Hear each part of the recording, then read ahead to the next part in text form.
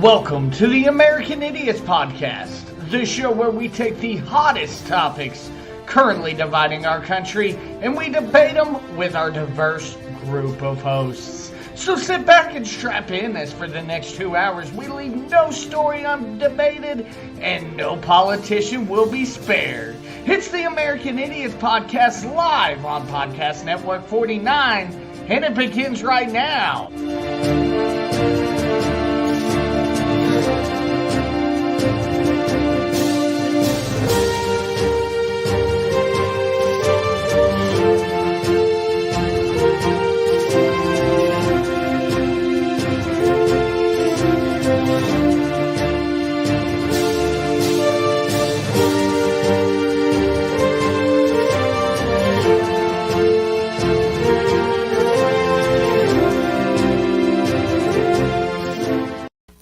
Good evening, ladies and gentlemen, and welcome into the American Idiot Show. I am one of your hosts, Money Mike. Going to be joined pretty quickly here by the Manny Hispani, but of course I want to let you know, if you're watching on YouTube, go ahead and share the video on your Facebook and social medias. Like or subscribe to the YouTube channel. Give us a thumbs up. Leave us a comment. All that good stuff. If you're on Facebook, leave us a comment. Subscribe or like the page. Share the video. Yada yada yada. And of course, if you're listening to us on the audio, go ahead and subscribe and leave us a 5-star review if you would. But with that being said, I'll go ahead and bring on the Manny Hispani. Manny, how you doing today? Doing good, man. Not too tired, not too hot. It's been cooling off. It wasn't too bad today. Being inside of a building definitely make you sweat, whether it's burning up or not outside. Absolutely. Have you guys gotten the AC up and working yet, or are you guys just in a shell? There is no power to the building right now. They pulled the transformer and all that, so we got to get that back up. Got you. Well, definitely excited about everything going on, especially going to talk about some news that broke today that the Pfizer COVID-19 vaccine received full FDA clearance. So definitely excited to see your opinion and if it's changed on that. Of course, we're going to talk about John McCain and some comments he made about then potentially Deputy Secretary of State Antony Blinken. We're going to talk about Governor Greg Abbott and COVID-19. A lot to get to tonight, a lot to talk about. Of course, we're going to talk about the Taliban in Afghanistan because it seems like by the day that story gets worse and worse. Am I right on that? Yes. The Biden administration has dug themselves quite a mess with this. But we'll start out with the Pfizer and COVID-19 vaccine receiving full FDA clearance, and we have a story from ABC News on this. And good morning, everyone. I'm Kira Phillips in for Diane Macedo. Thanks so much for streaming with us. We begin with breaking news. The FDA has now granted full approval of the Pfizer COVID-19 vaccine, making it the first COVID vaccine to transition from emergency authorization status to full FDA approval. For more now on the FDA's approval of the Pfizer vaccine, I'd like to bring in physician at Stanford Children's Hospital Health with Dr. Alok Patel. Dr. Patel, let's talk about, first of all, what does this FDA approval actually mean for all of us right now? Well, good morning, Kara. What this basically means is that with 6 months of safety data, now remember, emergency use authorization only requires a couple months, that the vaccine is still safe, is still effective, and now it just opens the door for more universities, businesses, corporations, even local and state governments to mandate the vaccine. And what this means is that people out there who wanted to wait and see or wanted to see more safety data got exactly what they wanted this morning. So this is all optimistic news. So how much of a difference then, with that in mind, do you think this is going to make for people that were very hesitant about getting the vaccine? Is this a sign to them that, look, we've done the research, it's safe, get it? Totally, Kara. So based anecdotally, with how many patients, people messaging me on Instagram, friends and family who are talking about wanting to see more safety data, this is huge for them. This is game changing. If I go just directly off numbers, we've all heard about those survey numbers coming from Kaiser saying about 3 in 10 unvaccinated Americans said they wanted to see more data. They wanted to see a full FDA approval. If we look at 3 in 10, that's 30%, 90 million eligible Americans have not yet gotten vaccinated. So that's potentially a difference of tens of millions of people. So that is big. Hopefully the other group of people who are vaccine hesitant will see this and say, okay, that is 6 months of safety data. It's still over 90% efficacious. And this is data coming in from multiple continents. This is safe. This is work. I'm going to go and get it. All right. So then what do you think? How can this help stop the spread of the Delta variant that so many of us are so concerned about right now? Well, I think this is going to do three things. Number one, like we just mentioned, it's going to hopefully address some of the concerns that the vaccine hesitant have. Number two, there's going to be more mandates in place. So hopefully people, even if they weren't thinking about it before or they were hesitant, will stop now to ask their doctors, ask a trusted source. This is mandated at my work. Do I need to get this? And number three, Kira, is that a full FDA approval allows for some of those off-label uses, such as boosters. And so these are three different approaches here. But remember, there's still a large population who is not getting vaccinated for other reasons. So this does not mean that we have to step the foot off the gas pedal in terms of targeted messaging to certain groups and addressing misinformation. That still has to happen. All right. So you just mentioned the booster shots. What does this mean for that? Well, this means that, the Pfizer booster shot, so that's the third shot for Pfizer, can likely get approval now because of the full FDA approval for Pfizer. Moderna is still going to need a little bit more time. That's supposed to get full FDA approval in a couple of weeks. Johnson & Johnson, we haven't seen yet. So this could potentially start happening as of September 20th, just kind of based on the rough estimate about when the boosters can go for those people who got the Pfizer shot. And polls are also showing that a large percentage of Americans who have been vaccinated are in favor of a booster shot. But we've been talking about this since the first day the vaccines rolled out. If we just are focusing on people who are fully vaccinated getting a booster shot, and we're not totally addressing equity, we're not out of this pandemic yet. So while this is good news, it's not a complete end in sight. All right. So it's not a complete end, but on a larger scale, in any way, shape, or form, can you give a guess to what this could do for the global fight to just eradicate COVID?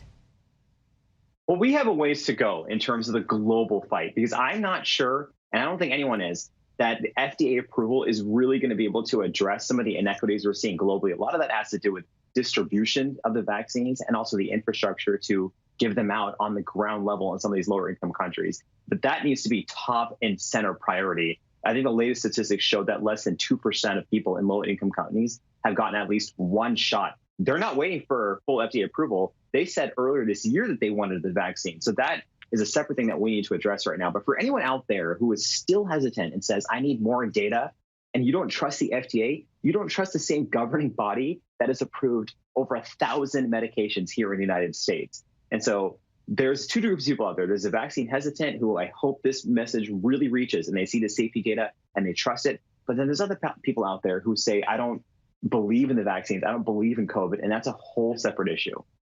Right. All right. Dr. Alok Patel, thank you so much. And I'm getting word now that the FDA is going to hold a briefing this morning around 11 a.m. Eastern. I know you'll be monitoring that. We'll also bring it to you live as soon as it happens.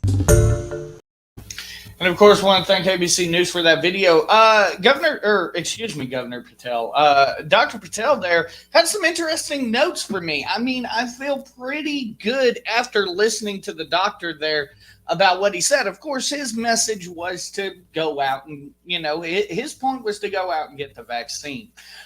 He does mention, though, 30% of the 90 million people described that the full FDA approval is what they were waiting on.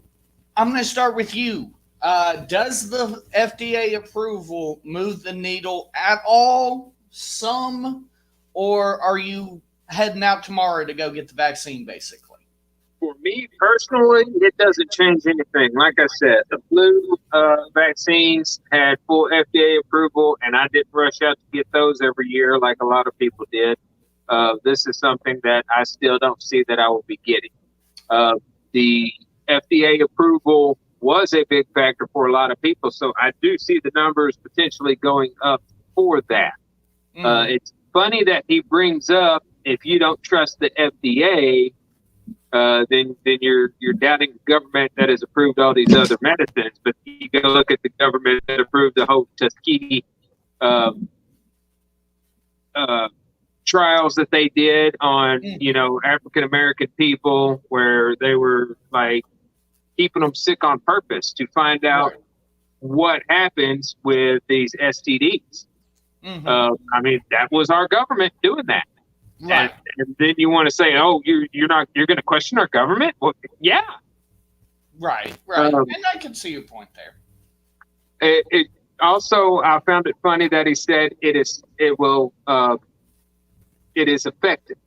Mm-hmm. Effective how much? Because we still have people. I believe he said it came through with a 90% effectivity rate. But we still have people getting COVID while being fully vaccinated. Right. And I think that's where that other 10%, they still, and I believe the quote unquote cases of people being vaccinated and still catching it, even dying, are, still so slim that they still refer to them as breakthrough cases. I don't think it changes my idea that this is still a therapeutic. Does it change my idea on a booster? I'm not sure. I'll ask you this though, and I'll put it to you in another way.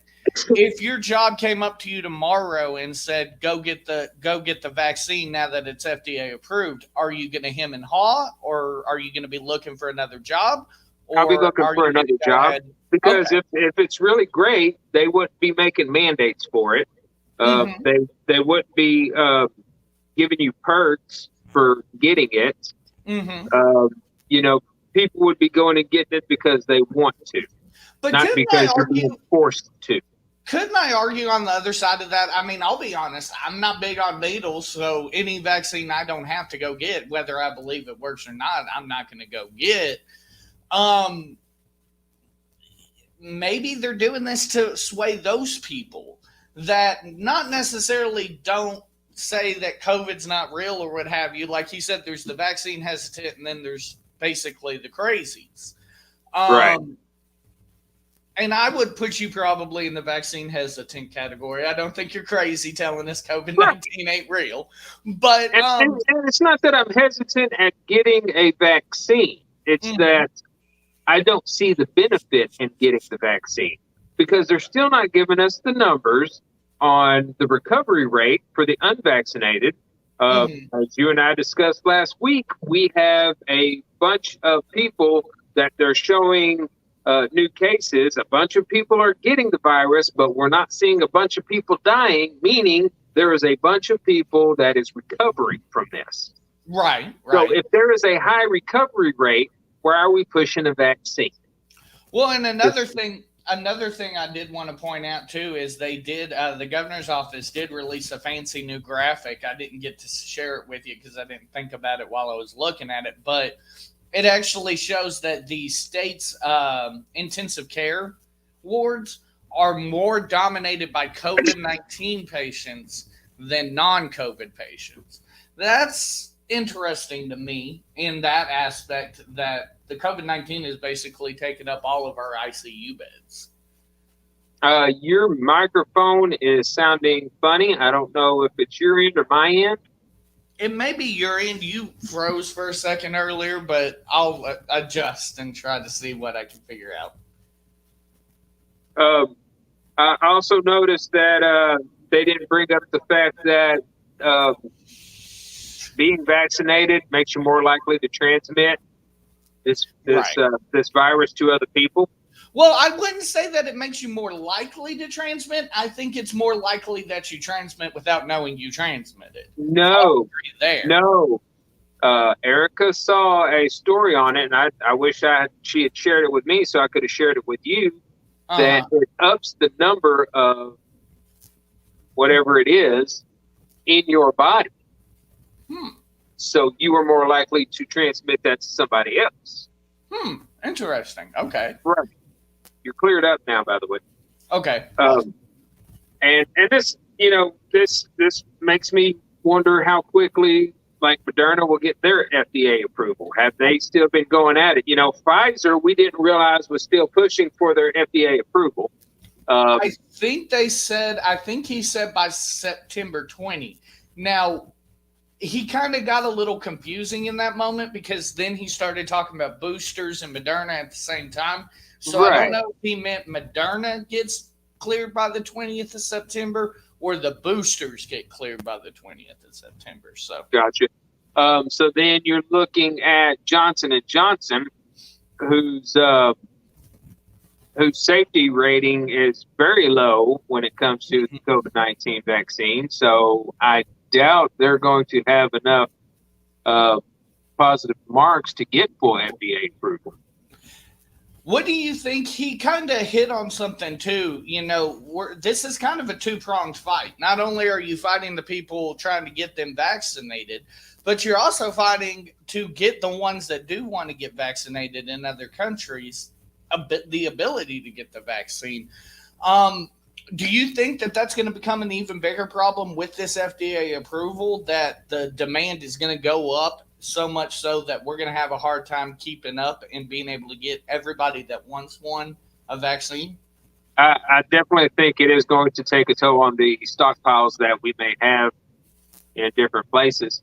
I definitely believe that it's going to affect third world countries and places that, don't have regular medicine. Absolutely. Okay, so we got a little bit more about COVID-19, actually a lot more about COVID-19 throughout the night, so we'll keep that one a little bit shorter. Let's go ahead and move on to a CNN reporter in Kabul, Afghanistan, the capital of Afghanistan, nearly pistol whipped by the Taliban, I believe, as they passed by a motorcade. And we have a story from the New York Post on this. It's a very dicey situation. Suddenly, two other Taliban charge towards us. You can see their rifle butt raised to strike producer Brent Swales. When the fighters are told we have permission to report, they lower their weapons and let us pass.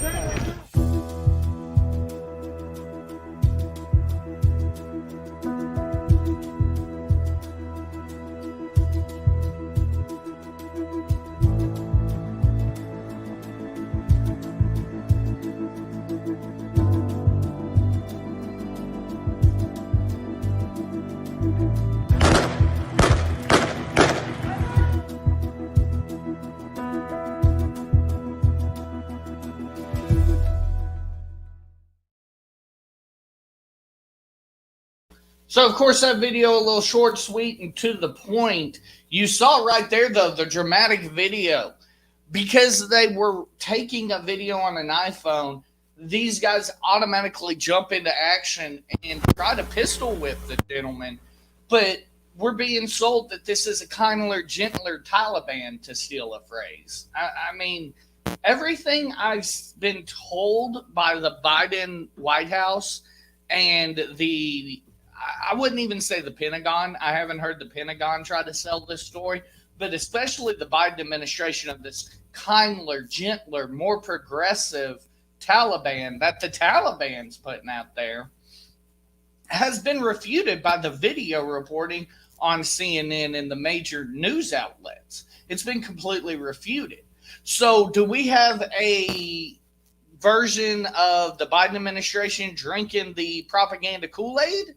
Or do we have a version of the fake news mainstream media? What do you think it lies somewhere in the middle? What do you say on this?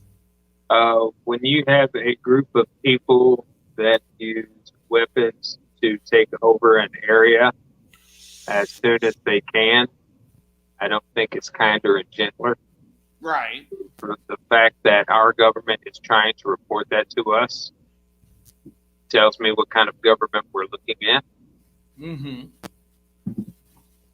I completely agree with that. The argument could be made that did they have to use those weapons to get to Kabul and take over the country, yada, yada, yada. My point is this. You can sit there and tell me till you're blue in the face that you're a kinder, gentler Taliban. You can sit there and even on CNN, the same lady, and I forget her name, but the same lady, she went up to a Taliban gentleman the day after the fall of Kabul, and she was like, hey, I'm just here to do a story. And he said, you need to cover your face. And then they told her to stand to the side because she's a woman. Right. So, I mean, it's their country. These are the rules of their country. For the people that want to talk about It's better over there, and they're not doing this, and they're not doing that. There you go. Here's my thing. So I believe that the Biden administration is selling us this bill of goods, not because they're afraid that we're going to say, let's go back over there and take back over. I think the Biden administration is scared to admit that we're back in a national security threat. And we've placed another national security threat in power again. I think that's where we are with this. The Biden administration is afraid to admit fault in this.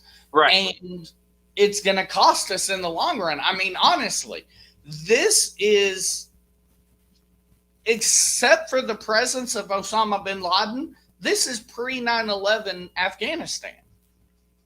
That's what it seems. That's where we are.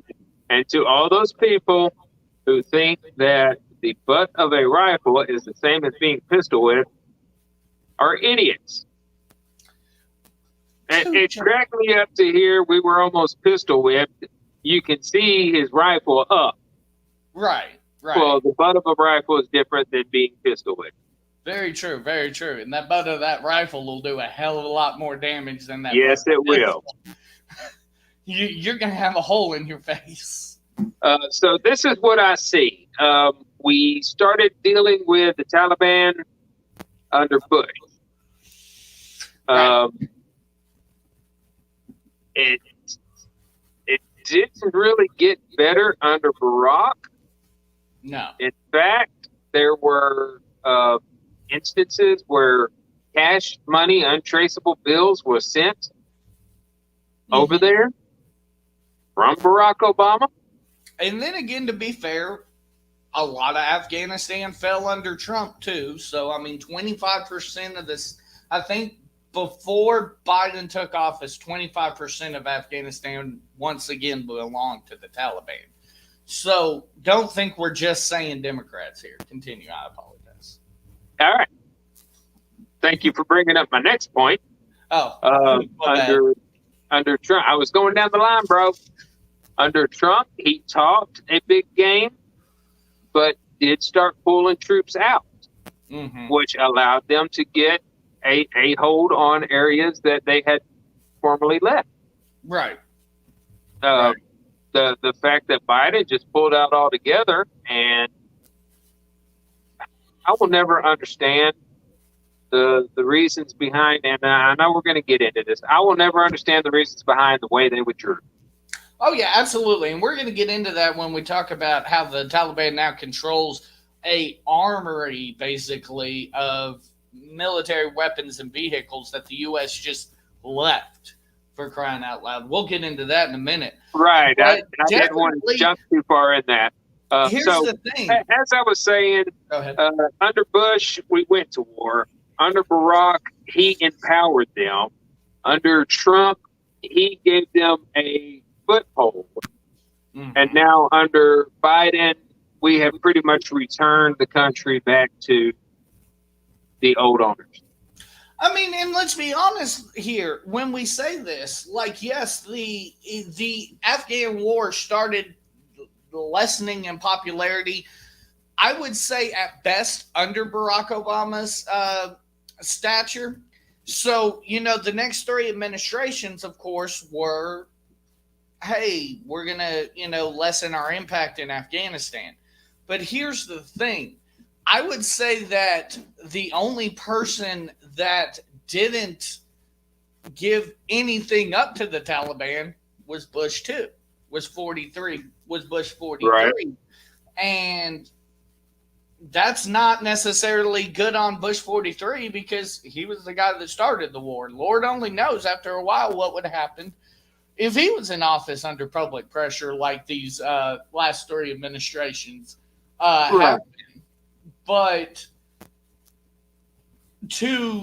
there's something to be said about, yes, you need to rip the Band-Aid off. I like to use the analogy of training wheels, but to just literally overnight take them training wheels off and say, hey, you better figure it out. Right. That seems very, very, very wrong. And of course, it leaves the Afghan people feeling exactly how I believe they should, and that's abandoned. And Right. And with Trump, yes, he pulled troops out. It did allow the Taliban to start getting footholds in areas that they had already left at one point.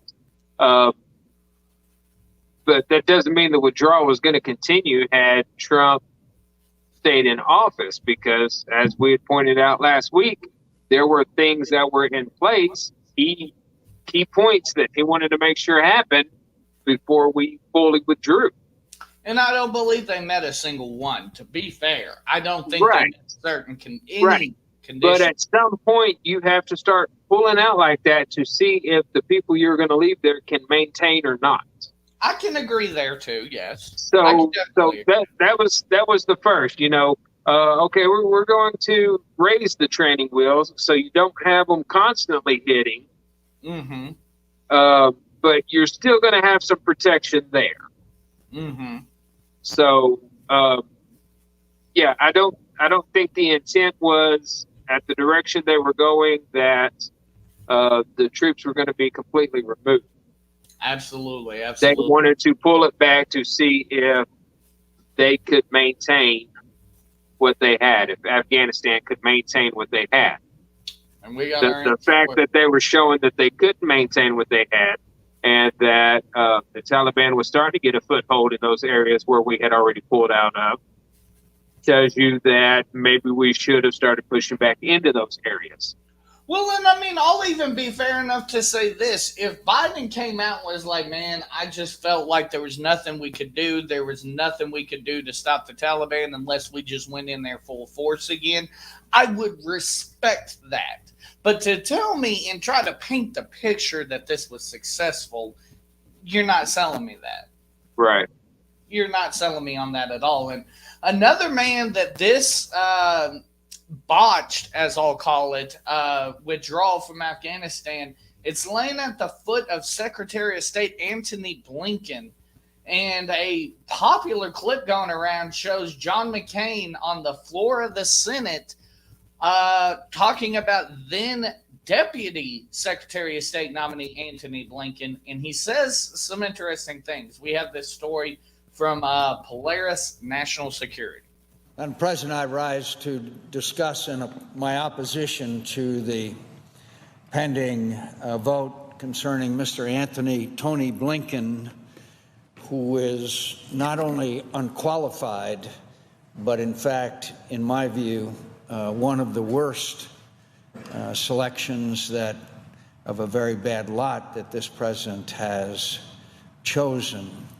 I hope that many of my colleagues will understand that not often do I come to the floor to oppose a nomination of the President of the United States, because I believe that elections have consequences. In this case, this individual has actually been dangerous to America and to the young men and women who are fighting and serving it.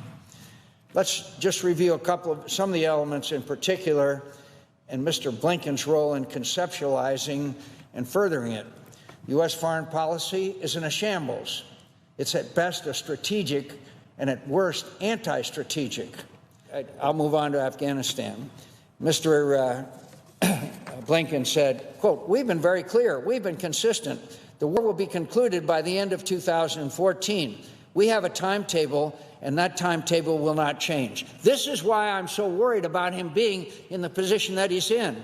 Because if they stick to that timetable, I am telling my colleagues that we will see the replay of Iraq all over again. We must leave a stabilizing force behind of a few thousand troops, or we will see again what we saw in Iraq. So let's move on to Syria. So let's just talk about that last statement he brought up, Afghanistan. This is back when, I believe, post-2012 election, when Antony Blinken was first being nominated as Deputy Secretary of State, and he's already talking about timetables and sticking to timetables. Right. What has the Biden administration done? Our hands were tied. We had a timetable. It's right there for me. I mean, I'm just saying. That right there shows me who made this decision. That right there shows me who is advising Joe Biden. Right. The only way a timetable would have tied their hands is if it was Afghanistan officials saying, by this point, y'all have to be out of here. Exactly. By the fact that the Afghanistan president left, most of the troops left, tells me that they were not the ones pushing the U.S. government out. Exactly. I agree. And, even more so, he goes on, and this is the beautiful thing about John McCain and why I never understood why Donald Trump was not a fan of him, besides the fact that he voted against one of Trump's healthcare initiatives.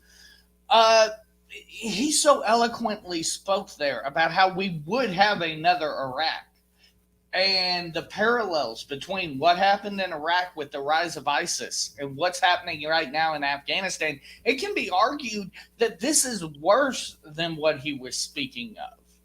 This is a worst case scenario. This is pretty much what he was talking about. If we leave there, they are going to come back. Period. Mm-hmm. We have to maintain a certain level of troops. And I mean, again, you pointed it out right there. He wasn't even saying, let's stay. He was saying, we have to maintain a few thousand. We have to. Right.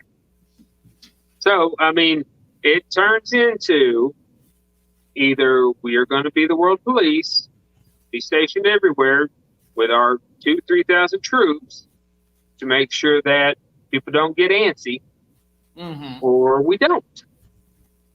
But don't pull everybody out and say, well, I had no choice. Exactly. Make a stand. Exactly. I mean, I would have liked to have seen at least probably at most a 6-month plan from the Biden administration as we got close to this September deadline, where they said, you know what?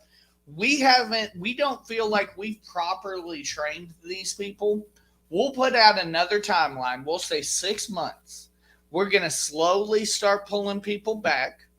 But while we're doing so, we are going to be testing at key points the Afghani army, the Afghani government, to be able to withstand this rise of the Taliban. And this was the perfect time for Biden to point out the faults of Trump. It would have been easy for him to say, well, Trump removed this many thousands of soldiers, and the Taliban has come into those areas where he's pulled them out. There's no way we can do what he's wanting to do. Yeah. It makes you look smart for figuring out that it's not working. It makes you look like you've got a pair and you're willing to stand on what you believe. And it makes Trump look like he didn't know what he was doing. Exactly. He even mentioned the numbers. Well, Trump pulled out like 19,000. I only pulled out the last 6.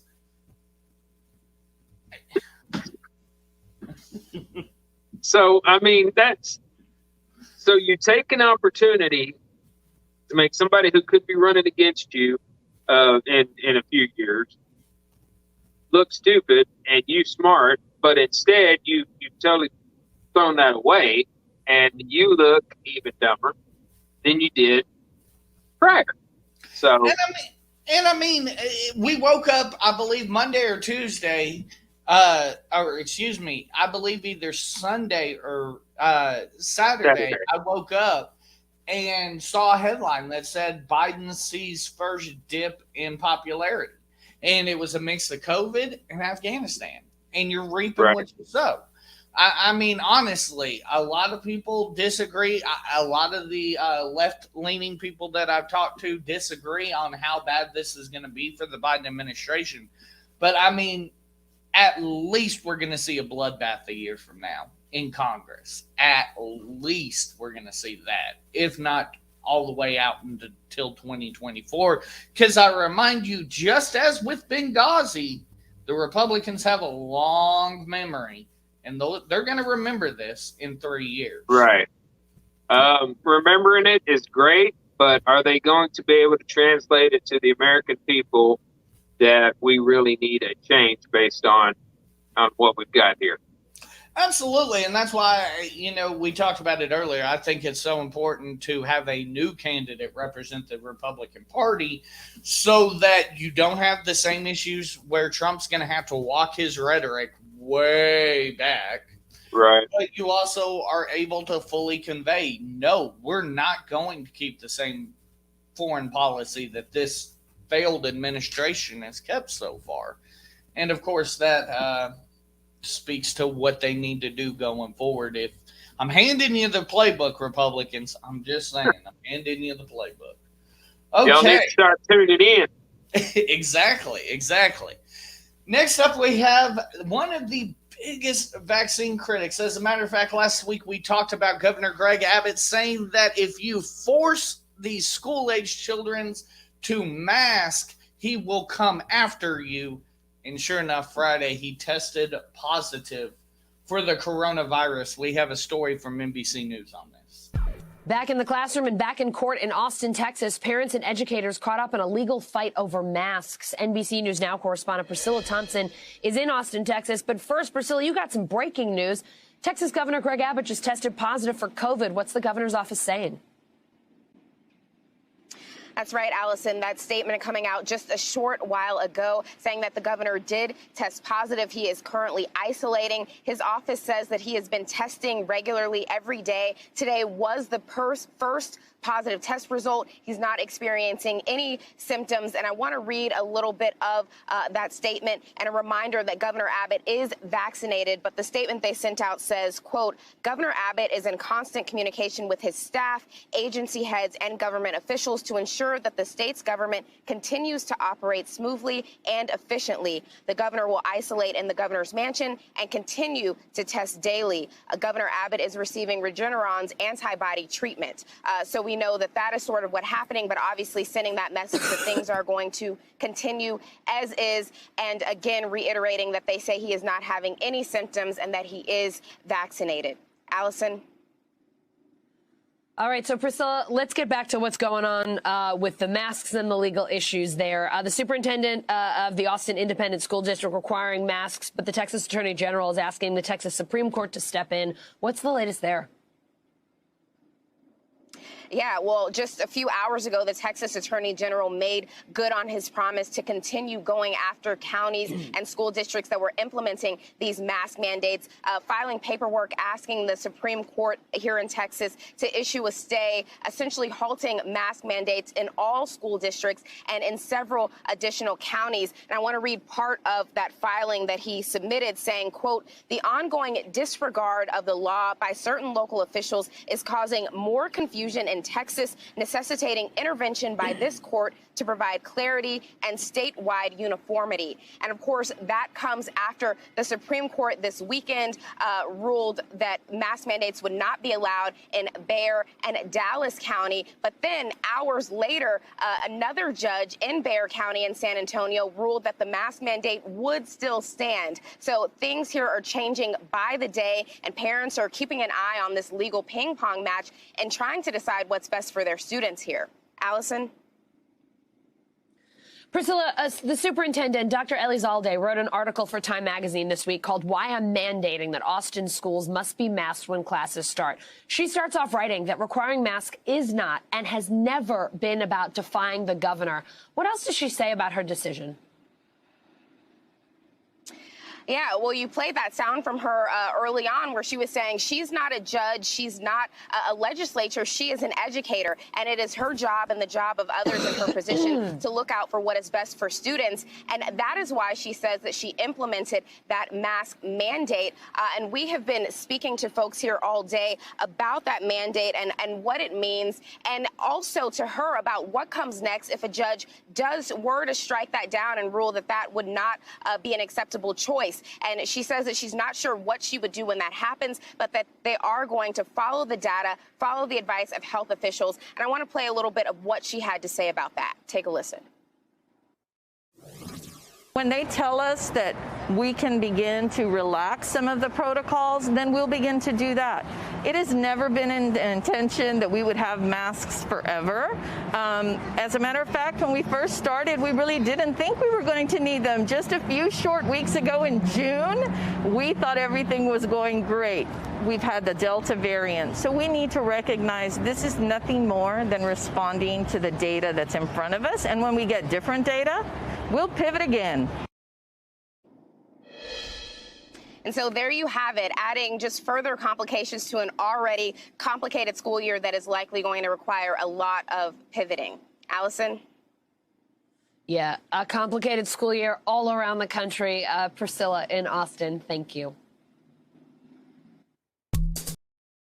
Okay, let's talk about here. Let's start off with Governor Greg Abbott and his response. First off, my thing is this. Number one, you're fully vaccinated. Of course, you're not going to have as bad of symptoms as what you expect. Number two, you have access to the best health care possible as the governor of the state of Texas. And number three, you're continuing on your pursuit of anybody that would dare enforce a mask on a child. The hypocriticalness of just the whole Greg Abbott situation makes me angry. Manny? I think that Governor Greg Abbott needs to talk to Dr. Patel about the effectiveness of these vaccines. Because when you're fully vaccinated, you can still catch the freaking virus. Right, true. Bottom line is we need to let the people in charge of these areas be in charge of these areas. Now, are you talking about legislative or school districts? I'm talking about the school districts. Okay. The superintendents were hired in by who? The school district, yeah. I agree. So why not let them run their school district? I agree with that statement. Okay, I don't see governors stepping in to talk about what's in the handbooks and what's punishable offenses and what's non-punishable offenses based on different things like that. True. So why all of a sudden do we want to step in when the head of the school districts wants to say, okay, well, I think we need this? Agreed. I mean, and you even heard the lady there representing the school district saying, we didn't even think we were going to need masks till a couple weeks ago. We're not saying we want to keep these masks forever. We're saying based upon the current data, we believe that masks, and we are being told that masks should be required until we get this under control. Right. Things were going great. Numbers were going down. The Delta variant came out, and it's been a different ballgame. Absolutely. The Lambda variant is now present. Absolutely. And it is present in Arkansas and Texas, and we'll get into the Lambda variant in the next story. But that's the thing with these Governor DeSantis, Governor Abbott. I won't say Governor Hutchinson because he's, kind of switched his stance on this. But at the end of the day, it seems like we have these legislatures mostly made up of Republicans, not saying all Republicans are bad, but mostly made up of Republicans, trying to tell school districts that the legislature knows what's better for kids than these people that deal with kids on a daily basis. These kids that don't have access to a vaccine like you do, Governor Abbott, they don't have access to this first-class health care like you do, Governor Abbott, and could potentially die from this. Like you said, though, Manny, all fairness, the recovery rate is much higher than the death recovery rate is high, and still, in my personal opinion, the masks aren't what helps. Right. The routine cleaning and making sure that you sanitize after touching commonly touched items, in my belief, is what is going to keep the numbers down. That being said, These people were brought in to run these certain school districts. So let them run the school districts the way they see fit. If you want somebody else there, then you need to vote another superintendent in. Absolutely agreed. Absolutely agreed. Well, ladies and gentlemen, we're going to take a quick commercial break. We will be right back with more American Idiots after this.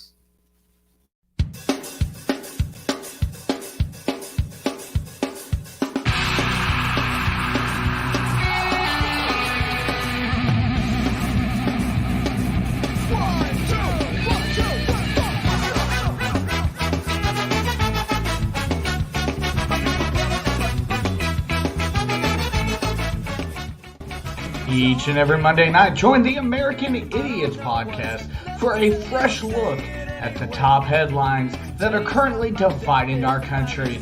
It's the American Idiots podcast only on Podcast Network 49.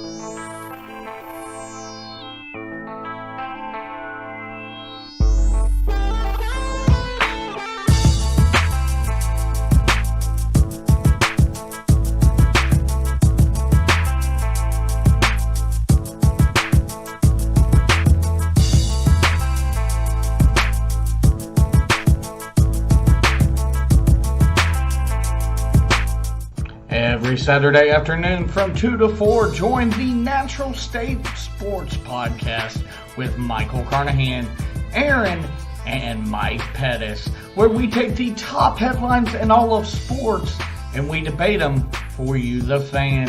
It's the Natural State Sports Podcast only on Podcast Network 49.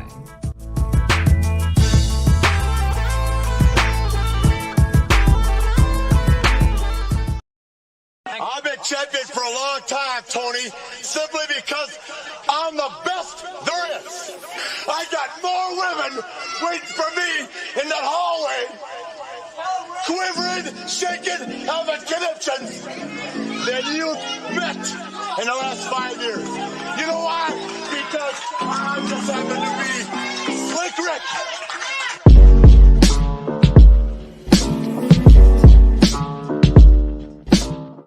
Join Michael and Aaron each week as they break down the most influential and sometimes downright hilarious pay-per-views in professional wrestling history. It's the Wrestling Wrap-Up Show only for you on Podcast Network 49.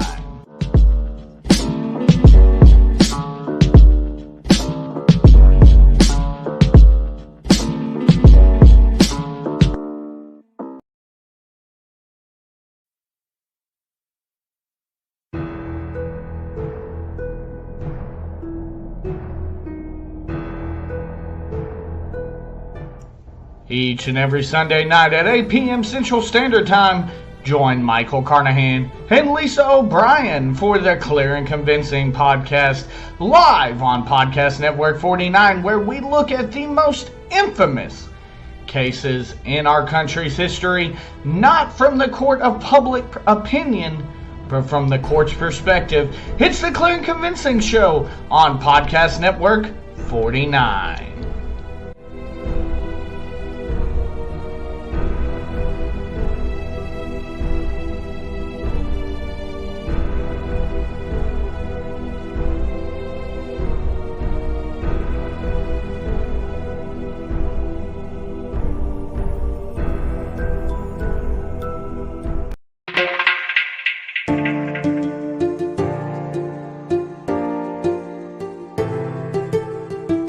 Each and every Friday at 7 p.m. Central Standard Time, join Podcast Network 49's newest host, Felicia Collins-Brogy, for Positive Tea with Thee, your weekly dose of positivity only on Podcast Network 49.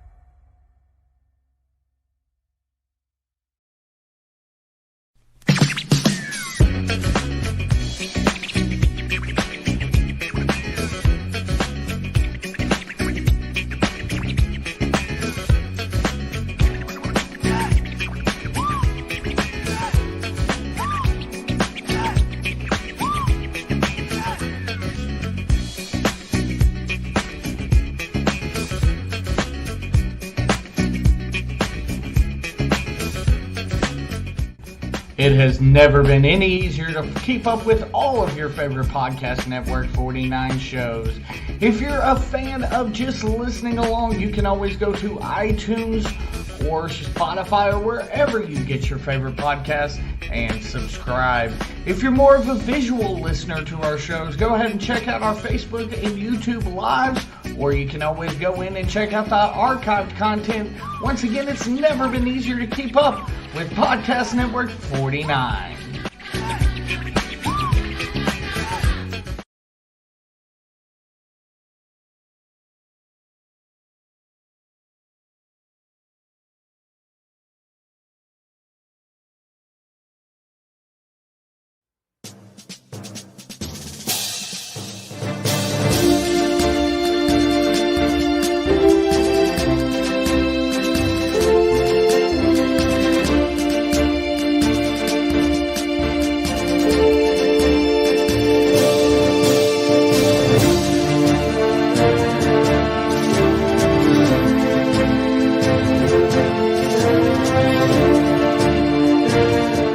Welcome to the American Idiots Podcast, the show where we take the hottest topics currently dividing our country and we debate them with our diverse group of hosts. So sit back and strap in, as for the next 2 hours we leave no story undebated and no politician will be spared. It's the American Idiots Podcast live on Podcast Network 49, and it begins right now.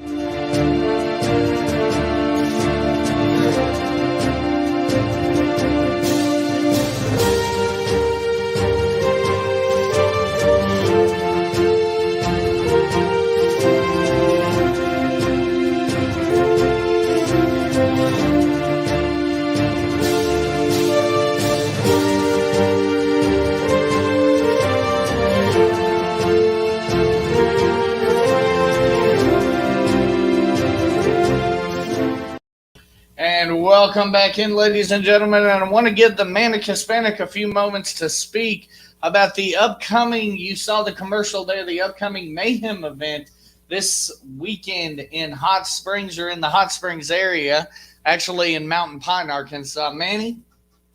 Well, it's not so much the Mayhem event. We have regular fight nights every month except for March. Our March event is called March Mania, and we have an 8-man tournament every March. The winner of which gets a title shot in July.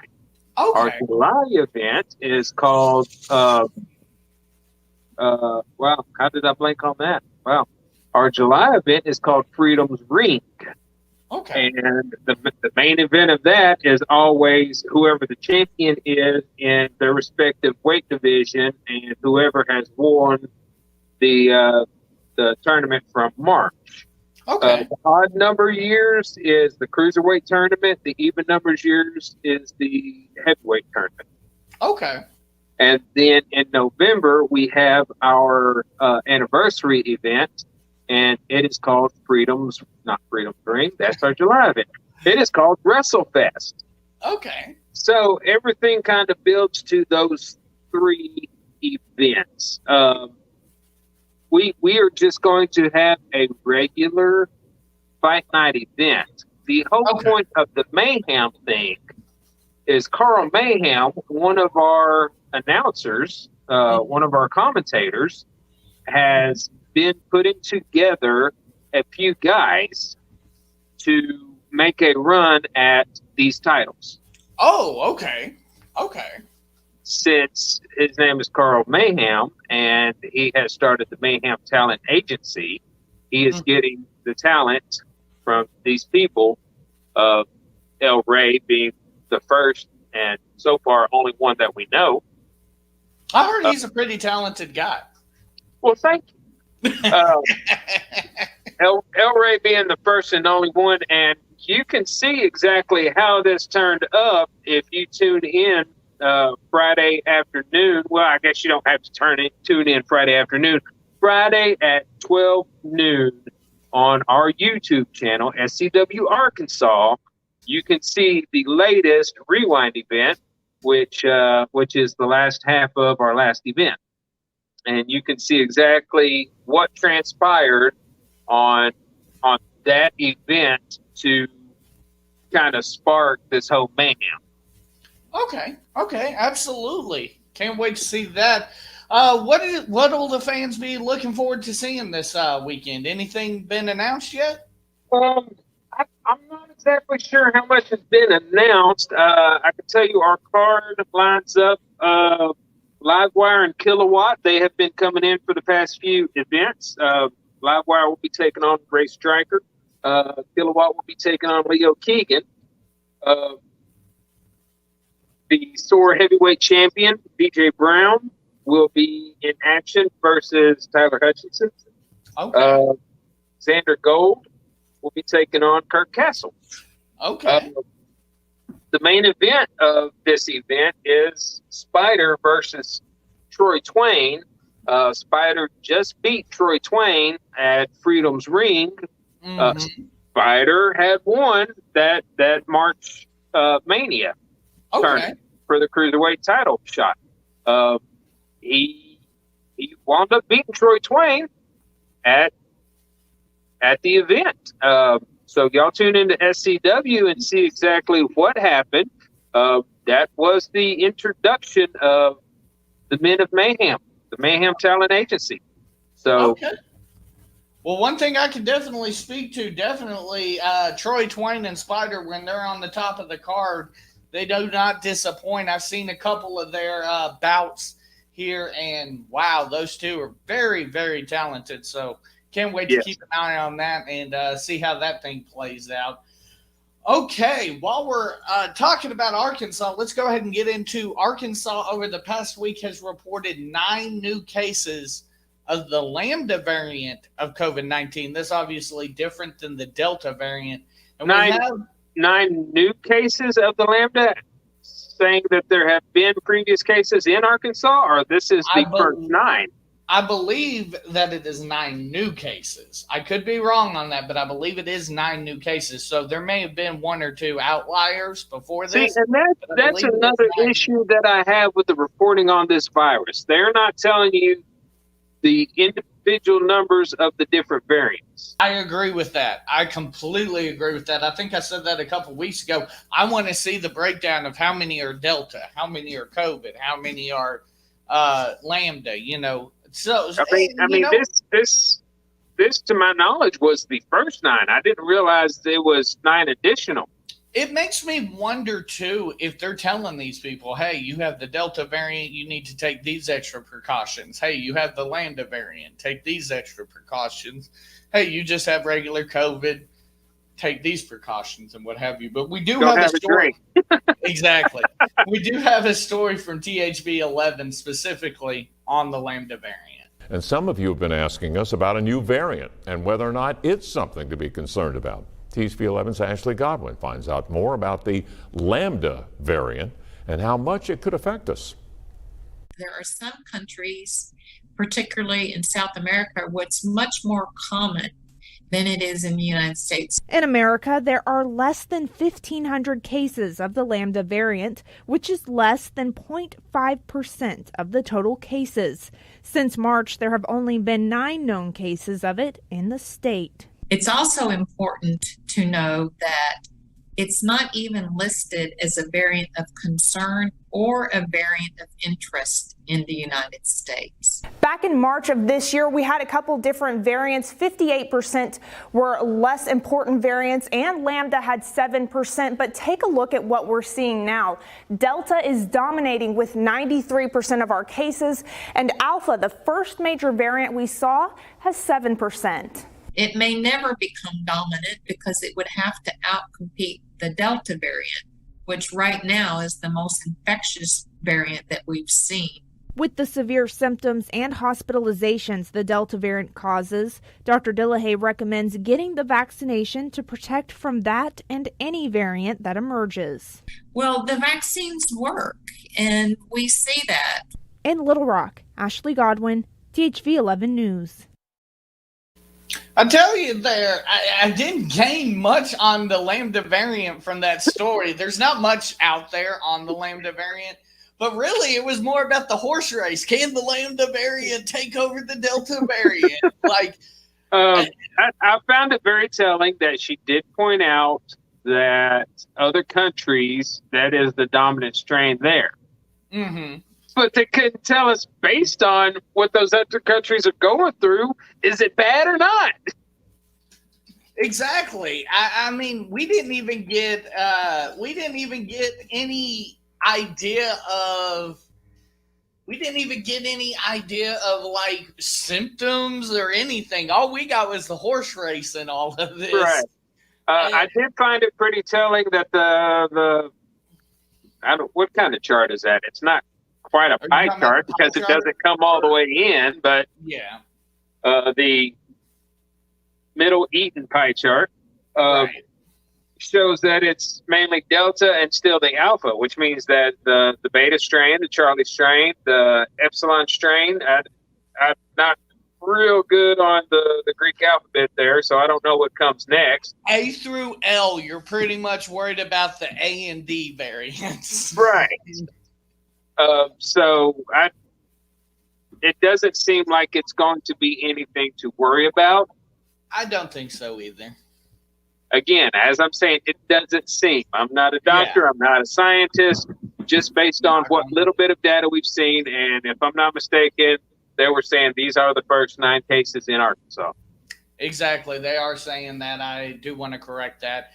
Patrick's Time says it's not a vaccine. I mean, it is a vaccine. It's the literal definition of taking a shot, but it doesn't do what a normal vaccine does, Patrick. I will agree with you there. It's a therapeutic more than anything. With that being said, though, this Delta variant, I found a tumor. Probably, do what? It's not a tumor. I found what most interesting out of that, talking about the horse race and whatnot, what I found most interesting is that 93% of the current cases in the state of Arkansas are based upon the Delta variant and not the Alpha variant. Patrick says taking a shot is not a vaccine. Okay, Patrick. With that being said, I found that very interesting. It seems like the Alpha may be kind of fading away a little bit as this Delta is just so contagious that it, I mean, I can tell you currently it's so contagious, yes, and people are catching it, yes, but people are recovering from it. Even those that have not got this, not vaccine. So we have 435,000 active cases. And Patrick brings up a very good point. Taking a shot does not make it a vaccine. Okay. It is a medicine. I will give it that. But it is not a vaccine because a vaccine is supposed to keep you from getting whatever it's vaccinating against. Touche, y'all win. He says it's a mRNA gene therapy technology, which, yes, it is. It does implement the mRNA vaccine technology. Currently, there's 435,000 cases. I'm not going to do the math on that, but 93% of those are going to be the Delta variant. Now, with that being said, Arkansas's deaths today only totaled 29. We have 6,674 since the beginning of the pandemic. The thing is, with this being said, of course, that's every strain, correct? Correct. Not just this Delta variant. Correct. That's every strain. So once again, does that include or does that not include people that happened to die in a car wreck while they were COVID positive? And does that include or not include people that were on the way out via cancer and other issues with their health, but happen to have COVID also? I'll call up the Arkansas Department of Health and ask them for you. Okay? I'm just trying to find out what all the numbers are here, you know? It's interesting, though, because even you mentioned that, and that's a good point. I laugh at it, but it's a very good point because it seems like the news stations are even getting different numbers than what we're getting, in that they're able to actually break down how many are the Lambda variant, how many are the Delta variant, how many are this Alpha variant. That they must be getting different numbers than the governor's giving us, because we're certainly not getting these reported numbers. All we're getting is percentages. I still want to see those numbers. Do I know? You said today was 21 deaths? 29. 29? Yeah, 29. Okay. What was yesterday's? Boss, hold on. What was last week's? You're asking me to find these death numbers. No. I'm trying to make a point. I'm not expecting you to go look these up. I'm trying to find out at what point did we start hitting those bigger numbers. Is Delta really deadlier than the original virus, or did we have more deaths back then and they're just kind of throwing these little lumps on top of it? You know, that's interesting. We actually do have a little pie chart, and I'll share my screen to show you this little pie chart because it actually does go back pretty far. Let me see here. Share. And as you look, actually our highs in deaths were back in January, or is this cases? Oh, excuse me. Sorry. Here's deaths. So our high was back once again in January. We're roughing probably the biggest number I see is 55 in that time. And when did Delta really hit hard? Delta is probably somewhere June 8th. So we are seeing an uptick in these deaths, but we still haven't reached what that Alpha strain was able to do with the 55 deaths on that single day. So I think it's very misleading to just throw all those deaths into one bucket and say, this is how many deaths COVID has caused. I agree with that statement. The different strains need to be reported independently. Absolutely. And, you know, Patrick does bring up a good point. PCR test, which I believe is the rapid test, is testing at too high of a CT rate, many false positives. They need to find a way to get a rapid test that is a lot more effective. There are a lot of false positives. There's a lot of false negatives out there, and it's just bad. He asked, what is the test to find Delta versus Lambda versus COVID? I'm not sure how they tell you. I have no idea. That would be a question for a doctor. I want to know, if you do go get tested, when they tell you you're positive, are they telling you which strain you have? And, between the two people that I have talked to, they knew they had the Delta variant. I didn't go into details on how exactly they knew, but just based on the two people that I've talked to that have tested positive, they were told that they were positive with the Delta variant. Okay, that's very interesting to me. No, I think the big deal with the Delta variant hasn't necessarily. So yes, of course, our death numbers are going back up, and of course, people are going to start freaking out and losing their damn minds. I think the big deal with the Delta variant is how contagious it is, because again, we can look at the chart if we need to. The infectious rate exploded, and of course, again, we're going into those winter months, hopefully. And again, I would like to know if the Delta variant is as clingy as the Alpha variant was. What do you mean? Because, well, we had the reports that on certain metals, the COVID virus would live for X amount of days.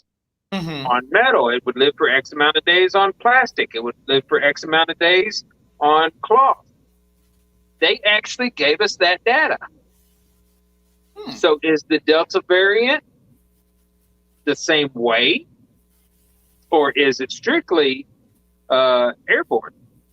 You know, actually, I just told you that the Delta variant is more contagious. But looking at this, I'm going to have to correct myself. Look at this that I just saw. Based upon the New York Times reporting that we're getting here from this Google search, the peak of the Alpha variant was around January 8th, and you see that 300,000 mark. Yes. We're just now reaching a peak for the Delta, which, of course, it's going up, but roughly still 100,000 less.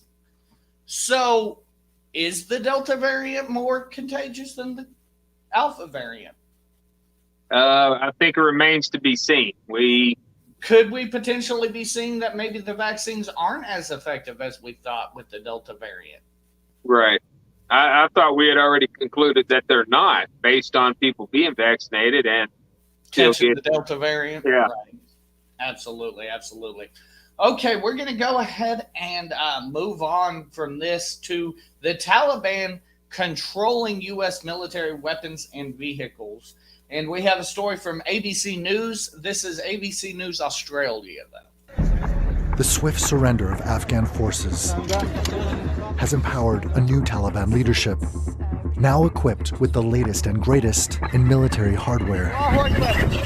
When you saw the significant collapse of the Afghan troops we had trained, up to 300,000 of them, just leaving their equipment and taking off, that was, that's what happened.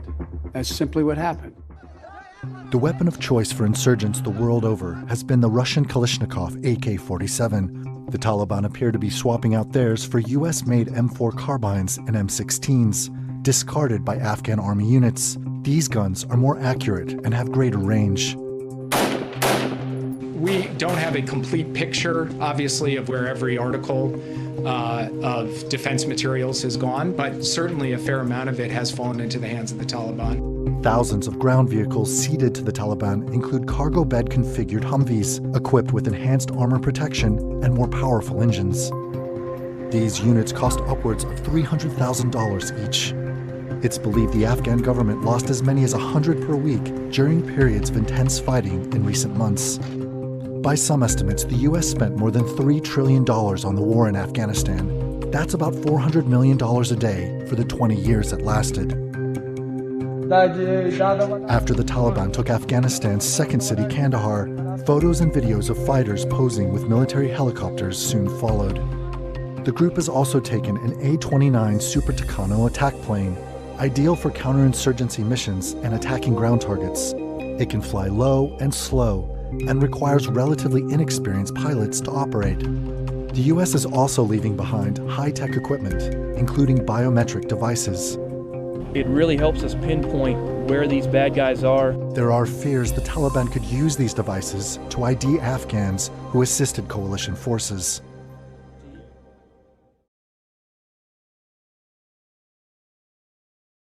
Remember last week when President Biden said that we gave them an Air Force and that's something the Taliban don't have? Guess what? The Taliban has got one now. There was something I had laid at the feet of Joe Biden, which I must retract. My thinking was that we left all this stuff over there when we pulled out, but we had left this stuff for the Afghan army. Right. So it's not necessarily on Biden that they didn't get all of our stuff out of there before leaving. It was planned to stay there to help Afghanistan maintain the hold that they had. Right. So I will apologize for laying that at the feet of Obama or Biden. Now, I'll say this, though. With them talking about the biometrics, with them talking about now they have M14 and M16 carbine rifles, all these standard issue military items that were given to the Afghan military, they were losing 20 a day, by the way. That statistic floored me. With all of this, I said earlier, I felt like we went back to a pre-9/11 Afghanistan. We're in a worse position in my mind. Yes. I mean, biometrics, that's huge. They're not free. It's not pre-9/11. They are they're more armed now. Absolutely. I mean, the fact that they can basically, according to that news story, the Taliban can basically jump in these planes untrained and fly them. Right. we know where the Taliban likes to fly planes. I'm just saying. Right. The numbers. So it was just the one actual airplane. It appears that yes, it appears was that that's the several only type of choppers. airplane. But it was several choppers. Okay, there were some choppers in there as well. Yeah, the Black Hawk helicopters, and I'm not sure what the double propeller helicopters are. I believe they are. They're not. But yeah, that's. It appeared that they had a bunch of those too. Yeah, absolutely. So, and that's the thing. Like I said, Biden wants to say they don't have an Air Force. Well, guess what? Now they do. And right, and they didn't just get Humvees; they got Humvees with better armor. Mm-hmm. So, I mean, we basically propelled the Taliban into the 21st century. Yes, and we will be fighting against our own stuff when it comes time to go back and try to help or reclaim or whatever the next steps are. I mean, and of course we are sending more troops back to try to help out and yada yada yada. But to my knowledge, we were sending troops to help get other Americans out of there, not to go fight again. Right. And I mean, I'll be honest, I think it's just a matter of time till we are over there fighting again. The Taliban is obviously targeting these people that helped us before. Once they get all of those people taken care of, who's next? Right. Let's be honest here. Right. Once they take over completely and fortify their position, yeah, where do they go now? Exactly. And while we're on the subject of the Taliban, a death sentence today, it came out, was issued in a case against the brother of a translator who helped U.S. forces against the Taliban.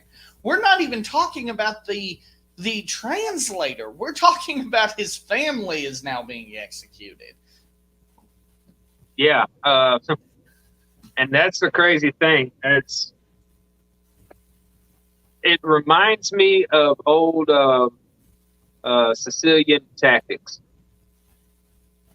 The old mob. Exactly. They're not just going to go after you. They're going to go after your family. They're going to go after everything that you care about. CNN luckily has provided us with the original document as well as a document that translates the document. And it says, based on a report of our, and I'm not even going to try to say that word, groups, you have been accused of helping the Americans. You are also accused of providing security to your brother, who has been an interpreter for the infidel crusaders. Therefore, you are hereby notified to appear for a hearing to clear your records and prove your innocence on Monday of this week to the blank village. If you do not appear for this hearing, a default judgment will be passed upon you, and you will not have the right to object. Then it goes on, the secondhand letter.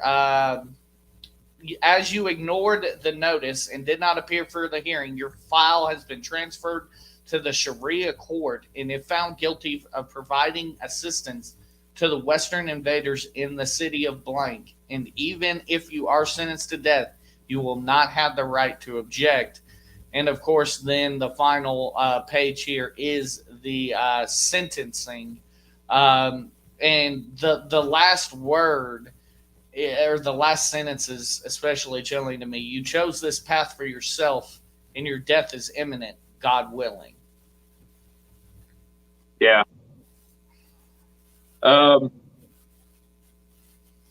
Yeah, I don't know what to say, man. I mean, this is their tactics. This is their Sharia law.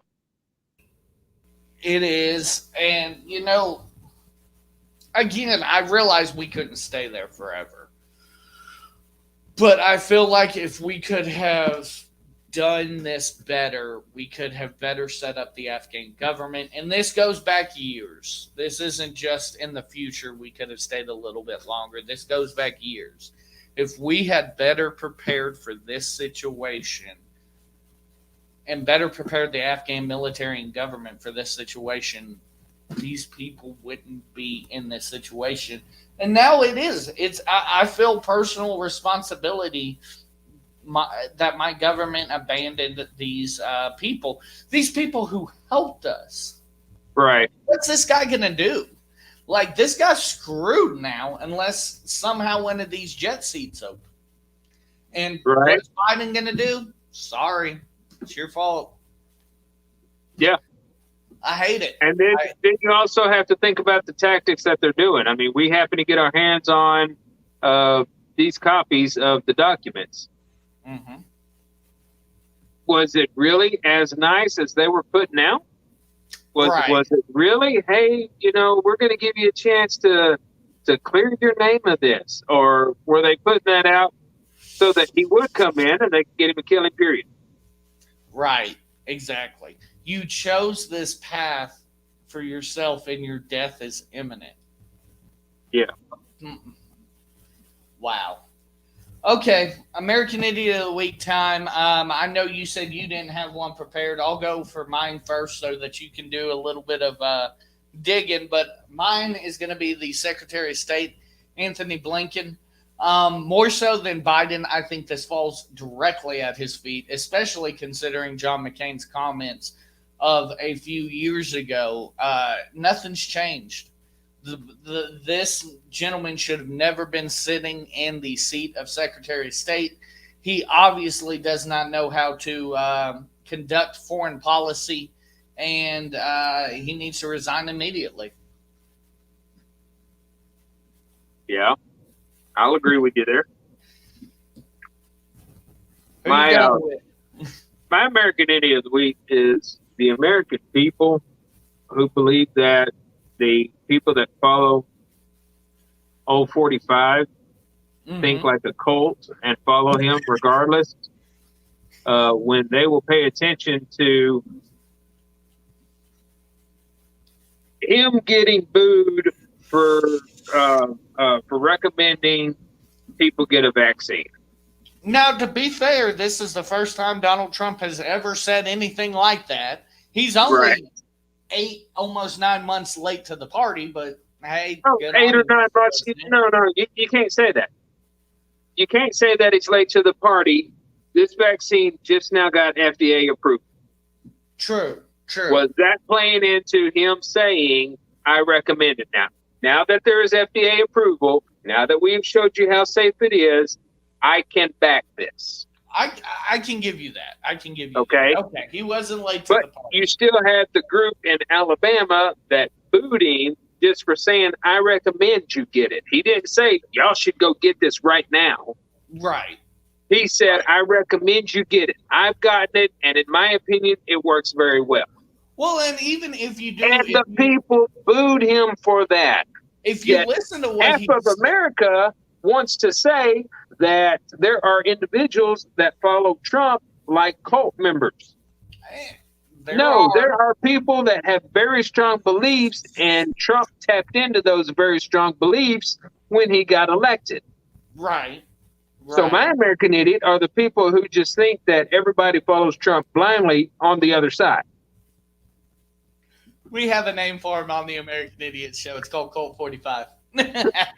But no, legitimately, I give him credit. He is coming out and saying, he did say that. And he actually did. When they started booing him, he kind of, hey, that's why we have freedom. But you have freedom. Yes. He backed it up with you have freedom. You don't have to go get it.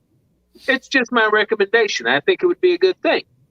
Absolutely. And, once again, I know there are people just as much as I said there's a Colt 45, there's people out there, right or wrong, because, the president has done the former president has done some really crappy things that may be unforgivable, as every other president has done. But, there are people that still won't give him credit for at least doing this now. Even though, whether we can debate whether he was late to the party or not, but yes, we can debate whether he was late to the party because Absolutely. The FDA just now approved it. So, you make a good point. I didn't even think about him saying that coinciding with the FDA approval today. I know, because you are so anti-Trump. See, and that's what I'm talking about. Just like Biden, instead of calculating how you're going to say things so that you look smarter, you throw it out there, and then somebody like me, rebuts with, "Well, he followed this." Absolutely. Yes. You caught me. Question, Manny: would you have booed him? No. No, because at the end of the day, it is about personal choice, and I've always said that. If he wants to recommend it and back that product, by all means, recommend and back that product. I think we're pretty much all in agreement on this show. It's all about personal choice with this vaccine. I'm not going to knock you if you choose to get it. I'm not going to knock you if you choose not to get it. It is your option. I would just like to say I want to know where my third arm coming out of my forehead or my zombie abilities are, because I've been waiting like 3 months now and it hasn't happened, and I'm kind of disappointed. But for that matter, we're pretty much done. We're pretty much done. I will say that from what I've heard, the Pfizer is a lot less strenuous on the body than the Moderna. Absolutely. I mean, and once again, the second one gave me chills that night, but literally, and it was funny. I literally started laughing because I'd heard so many reports that it literally came true. I watched the clock, and as soon as that 24 hours hit, it started backing off. So It was really cool how that worked. So for the people that are looking for information, maybe looking at the Pfizer is better than the Moderna. Definitely do your research. Absolutely. I mean, right now, I will continue to champion the Pfizer, because that's the one that does have FDA approval as of this moment. Right. But Manny, that pretty much wraps everything up we got up for this week. Is there anything you wanted to hit before we get out of here? Not that I can think of. Y'all stay safe. Take care of yourself. Mask up, damn it. Or don't mask up and use a lot of antiseptic. Hand sanitizer. Yes, hand sanitizer, especially after you go to the grocery store and push the buttons on that card reading machine that everybody else touches. Absolutely. Well, ladies and gentlemen, for the Manic Hispanic, I am Money Mike. We'll see you next week, everybody.